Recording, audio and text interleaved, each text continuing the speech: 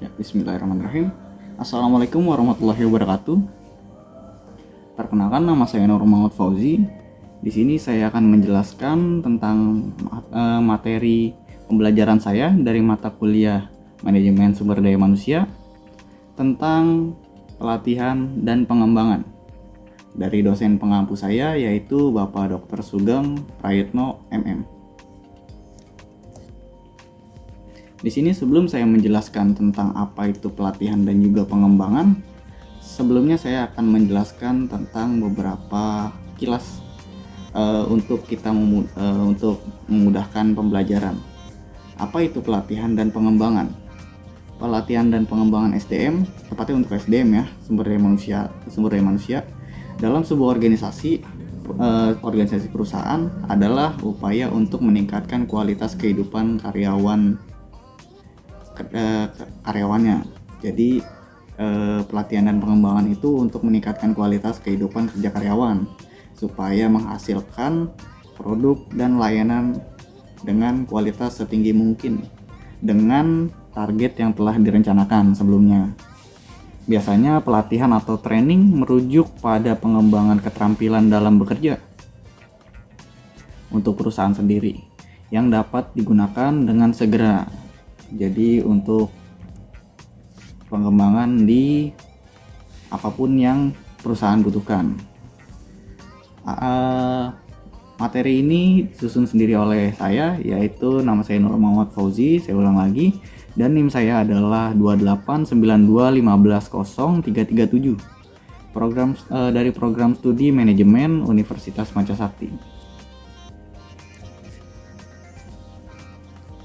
Di sini kita akan membahas beberapa hal-hal mendasar tentang pelatihan dan juga pengembangan, tentang pengertian dari pelatihan dan pengembangan itu sendiri, ya, dari jenis-jenis pelatihan dan pengembangan juga, terus prinsip-prinsipnya, dan juga tahapan-tahapan dalam pelatihan dan pengembangan itu sendiri, dan juga manfaat dan kelemahan pelatihan dan pengembangan. Di sini kita masuk ke materi yang pertama, yaitu pengertian pelatihan dan juga pengembangan. Apa itu pelatihan dan apa itu pengembangan? Di sini kita akan uraikan menjadi satu-satu pengertian. Pertama, pelatihan, yaitu proses pembelajaran yang melibatkan perolehan keahlian, konsep, peraturan, atau sikap untuk meningkatkan kinerja tenaga kerja, yang dimaksudkan untuk memperbaiki penguasaan berbagai keterampilan dan teknik pelaksanaan kerja tertentu, terinci dan juga rutin. Itu adalah pelatihan. Sedangkan pengembangan yaitu penyiapan individu untuk memikul tanggung jawab yang berbeda atau yang lebih tinggi dalam perusahaan atau organisasi atau lembaga atau instansi pendidikan mungkin, atau apapun yang mempunyai ruang lingkup lebih luas dalam upaya untuk memperbaiki dan meningkatkan pengetahuan, kemampuan, sikap, dan sifat-sifat kepribadian. Kita masuk yang kedua. Apa itu jenis-jenis pelatihan? Jenis-jenis pelatihan itu apa aja? Di sini saya sudah merangkum menjadi 5. Yang pertama, pelatihan keahlian. Di sini kita akan dilatih tentang keahlian yang harus kita miliki.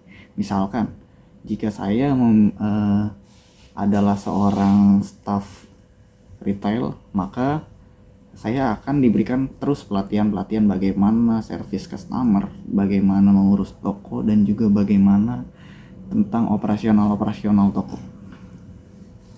Dan misalkan saya seorang manajer, saya akan mempelajari tentang keahlian-keahlian apa saja yang harus dimiliki seorang manajer. Begitupun dengan yang lainnya. Yang kedua ada pelatihan tim. Pelatihan ini biasanya diperuntukkan untuk kita atau tim kita supaya lebih maksimal lagi dalam melakukan pekerjaan, bagaimana cara melakukan pekerjaan lebih efisien, lebih baik, dan lebih meningkatkan lebih maksimal untuk perusahaan. Yang ketiga ada pelatihan kreativitas. Pelatihan kreativitas diperuntukkan untuk meningkatkan kreativitas kita, inisiatif dan juga yang lain-lain untuk kebaikan perusahaan, untuk supaya kita tuh lebih berpikir lebih luas lagi untuk untuk menemukan ide-ide dan wawasan-wawasan yang lebih jauh. Yang keempat ada pelatihan ulang. Pelatihan ulang itu semacam pelatihan yang berulang-ulang supaya kita lebih paham lagi, karena kan kalau misalkan kita melakukan pelatihan cuma sekali kadang ada yang lupa, atau mungkin apa, dan pelatihan ulang ini untuk merefresh dan juga mengingatkan kembali apa yang telah kita pelajari di pelatihan-pelatihan sebelumnya. Dan juga ada pelatihan lintas fungsional. Tadi adalah jenis-jenis pelatihan. Di sini kita akan membedakan dulu apa itu pelatihan dan juga apa itu pengembangan. Sebenarnya kata ini mirip-mirip ya. Tapi lebih spesifiknya itu pelatihan itu meningkatkan kemampuan tenaga kerja. Dilatih untuk mengisi kekosongan posisi yang dibutuhkan. Biasanya seperti itu. Misalkan saya adalah seorang manajer ataupun saya orang staf biasa dan ada kemampuan atau dipercaya untuk naik lagi ke manajer.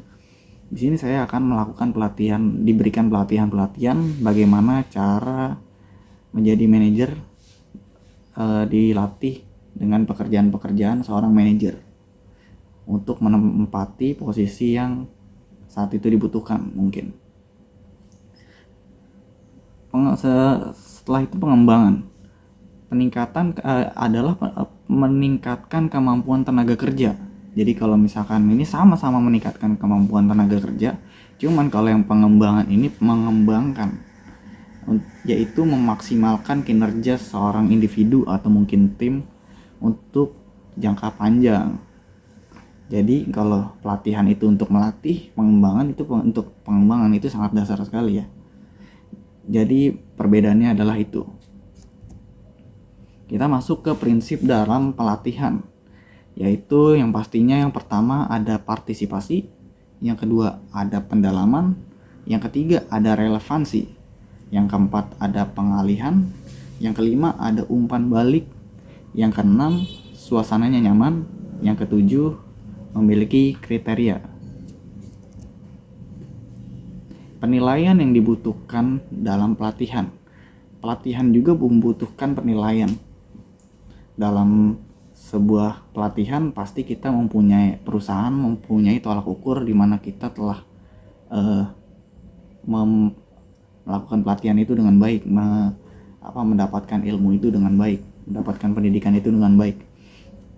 Apa aja penilaian-penilaian yang biasanya diukur oleh perusahaan? Kadang nggak cuma perusahaan sih, kadang juga tim juga mempunyai penilaian-penilaian dalam pelatihan. Yang pertama ada penilaian berdasarkan kebutuhan perusahaan. Misalkan saya adalah seorang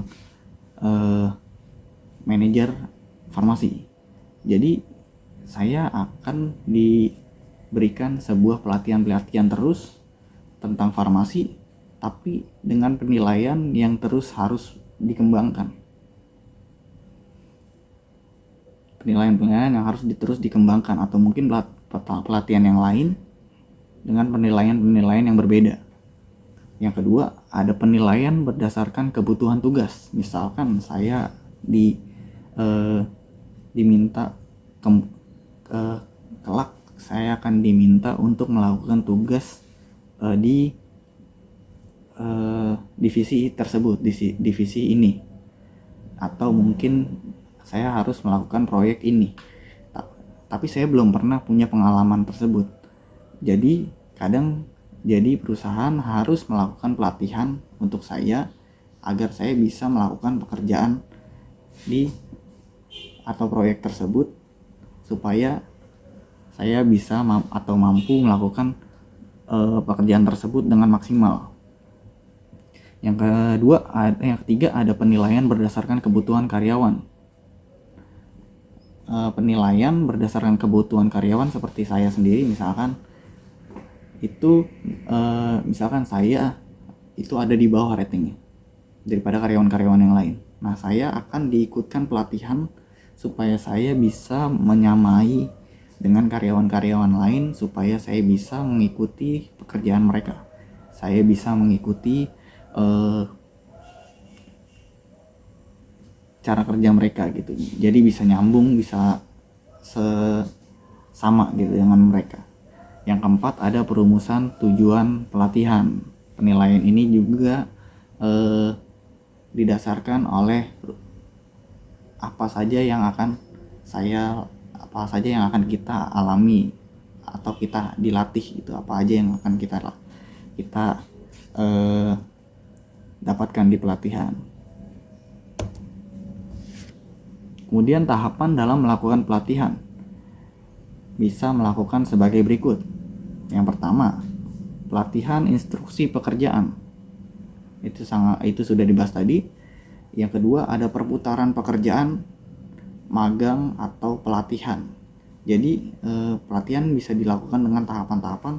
Misalkan bisa dengan cara pelatihan atau mungkin diputer gitu. Diputer divisinya mungkin, dan juga dengan cara magang juga di pekerjaan tersebut. Yang ketiga ada kuliah dan presentasi, itu bisa juga dalam pendidikan. Keempat ada permainan peran dan pemodelan perilaku. Yang kelima ada studi kasus. Yang keenam ada simulasi. Yang ketujuh ada studi mandiri dan pembelajaran program. Yang kedelapan ada pelatihan laboratorium. Yang kesembilan ada pembelajaran aksi. Jadi kita belajar dengan action langsung. Dan tipe-tipe efektivitas program pelatihan ada 5 macam yang saya rampung di sini yang cukup efektif dalam melakukan program pelatihan. Yang pertama ada reaction, yaitu untuk mengetahui sejauh mana para peserta merasa puas dengan program. Untuk maksud diadakan beberapa revisi atas program pelatihan. Yang kedua ada learning, seberapa jauh para peserta menguasai konsep-konsep pengetahuan, keterampilan. Yang ketiga ada behavior, yaitu perilaku dari para peserta sebelum dan sesudah pelatihan dapat dibandingkan guna mengetahui tingkat pengaruh pelatihan. Yang keempat ada organizational result. Tujuannya adalah pengumpulan informasi pada level ini adalah untuk menguji dampak pelatihan terhadap kelompok kerja atau organisasi secara keseluruhan. Yang kelima ada cost effectivity, yang dimaksudkan untuk mengetahui besarnya biaya yang dihabiskan bagi program pelatihan. Kita menuju ke yang terakhir, yaitu manfaat pelatihan dan pengembangan. Manfaatnya adalah meningkatkan kualitas dan juga kuantitas produktivitas. Yang kedua ada mengurangi waktu belajar dan dipergunakan untuk mencapai standar kerja yang dapat diterima. Yang ketiga ada membentuk sikap loyalitas kerjasama dibanding lebih menguntungkan. Yang keempat ada memenuhi kebutuhan perencanaan sumber daya manusia. Yang kelima ada mengurangi frekuensi dan biaya kecelakaan kerja. Yang keenam ada membantu karyawan dalam meningkatkan dan mengembangkan pribadi mereka sendiri. Kelemahan dari pelatihan dan juga pengembangan. Tadi ada manfaat, di sini juga ada kelemahannya juga. Pelatihan dan pengembangan dianggap sebagai obat dalam semua penyakit, padahal nggak semua penyakit dalam organisasi itu harus dipelatih atau dikembangkan.